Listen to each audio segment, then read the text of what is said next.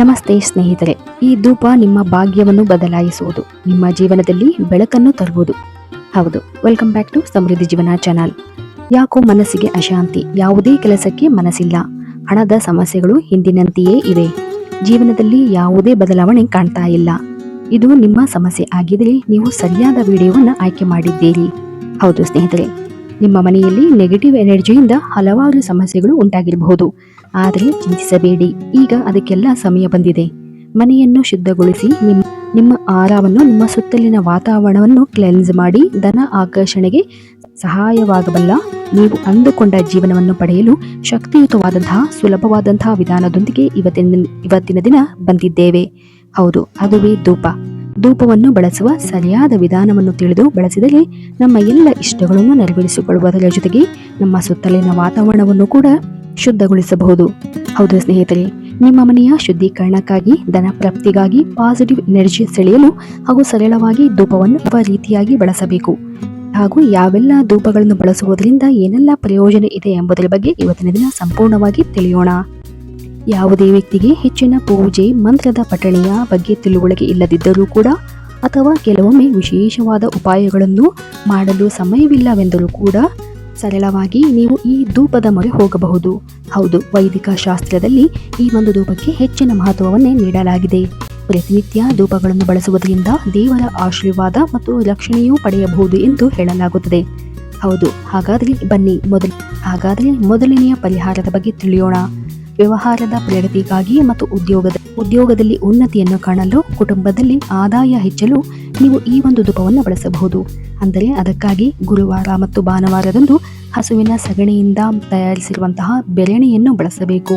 ಇದರ ಮೇಲೆ ಸ್ವಲ್ಪ ತುಪ್ಪವನ್ನು ಹಾಕಿ 3 ಲವಂಗ, ಭೀಮಸೇನ ಕರ್ಪೂರ ಮತ್ತು ಲೋಬಾನವನ್ನು ಹಾಕಿ ಸುಡಬೇಕು. ಈ ಧೂಪವನ್ನು ವಾರದಲ್ಲಿ 2 ದಿನ, ಸಾಧ್ಯವಾದರೆ ಪ್ರತಿದಿನ ಮಾಡಬಹುದು. ಇದರಿಂದ ನಿಮ್ಮ ಮನೆಗಳಲ್ಲಿ ಉತ್ತಮವಾದಂತಹ ವಾತಾವರಣ ಉಂಟಾಗಿ ಹಣದ ಹರಿವು ಹೆಚ್ಚಾಗುವುದು. ಹಾಗೂ 21 ದಿನ ನಿರಂತರವಾಗಿ ಮಾಡಿದರೆ ಎಫೆಕ್ಟಿವ್ ರಿಸಲ್ಟ್ ಕೂಡ ಪಡೆಯಬಹುದು.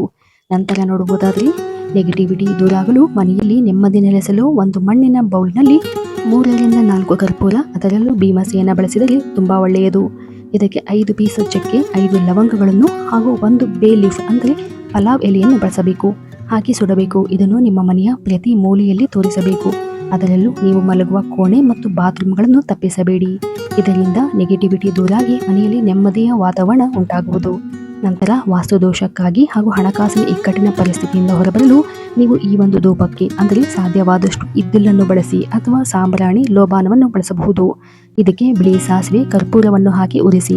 ಇದನ್ನು ನೀವು 15 ದಿನಗಳಿಗೊಮ್ಮೆ ಅಥವಾ ವಾರದಲ್ಲಿ ಒಮ್ಮೆ ಮಾಡಿದರೂ ಕೂಡ ಪರಿಣಾಮಕಾರಿಯಾದಂತಹ ರಿಸಲ್ಟ್ ಕೂಡ ನಿಮಗೆ ಸಿಗುತ್ತದೆ. ಇದರಿಂದ ಮನೆಯಲ್ಲಿರ್ತಕ್ಕಂಥ ಯಾವುದೇ ದೋಷಗಳು, ಗ್ರಹ ದೋಷಗಳು ದೂರವಾಗಿ ನೀವು ಅಂದುಕೊಂಡಂತಹ ಕೆಲಸಗಳಲ್ಲಿ ಯಾವುದೇ ಅಡೆತಡೆ ಇಲ್ಲದೆ ಕೆಲಸವು ಸರಾಗವಾಗಿ ಯಶಸ್ಸನ್ನು ಕಾಣಬಹುದು.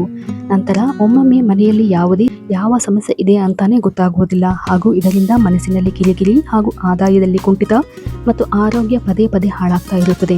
ಹಾಗೂ ವಿನಾಕಾರಣ ಕಲಹ, ಮನಸ್ತಾಪಗಳು ಉಂಟಾಗುತ್ತಾ ಇರುತ್ತದೆ. ಇದಕ್ಕಾಗಿ ನೀವು ಪ್ರತಿದಿನ ಅಥವಾ ವಾರದಲ್ಲಿ 2 ದಿನ ತಪ್ಪದೆ ಈ ಒಂದು ಧೂಪವನ್ನು ಬಳಸಬಹುದು. ಅಂದರೆ ಇದನ್ನು ಸಂಜೆ 5 ರಿಂದ 7 ಗಂಟೆಯ ಒಳಗೆ ಮಾಡಬೇಕಾಗುತ್ತದೆ. ಇದಕ್ಕಾಗಿ ಒಂದು ಧೂಪದ ಬಟ್ಟಲು ತೆಗೆದುಕೊಂಡು ಅದಕ್ಕೆ ಇದ್ದಿಲು, ಸ್ವಲ್ಪ ಸಗಣಿ ಅಥವಾ ಬೆರಳೆಯನ್ನು ಇಟ್ಟು ಅದಕ್ಕೆ ಸ್ವಲ್ಪ ಬಿಳಿ ಸಾಸಿವೆ, ಗರಿಕೆ ಹುಲ್ಲಿನ ಪುಡಿ, ಬೇವಿನ ಸೊಪ್ಪು ಅಥವಾ ಬೇವಿನ ಸೊಪ್ಪಿನ ಪುಡಿಯನ್ನು ಬಳಸಬಹುದು. ಇದಕ್ಕೆ 7 ಲವಂಗ ಮತ್ತು 2 ಕರ್ಪೂರವನ್ನು ಬಳಸಿ ಸುಡಬೇಕು. ಇದನ್ನು ಸಂಜೆಯ ವೇಳೆಗೆ ದೇವರ ಮನೆಯಲ್ಲಿ ಮೊದಲು ತೋರಿಸಿ ನಂತರ ಇಡೀ ಮನೆಯನ್ನು ತೋರಿಸಬೇಕು. ಈ ರೀತಿಯಾಗಿ ಮಾಡುವುದರಿಂದ ನಿಮ್ಮ ಎಲ್ಲ ರೀತಿಯಾದಂತಹ ಸಮಸ್ಯೆಗಳಿಂದ ನೀವು ಹೊರಬರಬಹುದು. ಪ್ರತಿದಿನ ಸಂಜೆ ಮನೆಯ ಬಾಗಿಲಿಗೆ ಕರ್ಪೂರ ಮತ್ತು ಚಕ್ಕೆಯನ್ನು ಸುಡುವುದರಿಂದಲೂ ಕೂಡ ನಿಮ್ಮ ಮನೆಗಳಲ್ಲಿ ಇರ್ತಕ್ಕಂಥ ನೆಗೆಟಿವಿಟಿ ದೂರ ಆಗುತ್ತದೆ. ಇದರಿಂದ ಬಡತನಗಳು ದೂರವಾಗಿ ಮನೆಯಲ್ಲಿರ್ತಕ್ಕಂಥ ಅನಿಷ್ಟ ದುಷ್ಟಶಕ್ತಿಗಳು ದೂರವಾಗುತ್ತದೆ. ಹಾಗೂ ಧನ ಆಕರ್ಷಣೆಯು ಹೆಚ್ಚಾಗುತ್ತಾ ಹೋಗುತ್ತದೆ.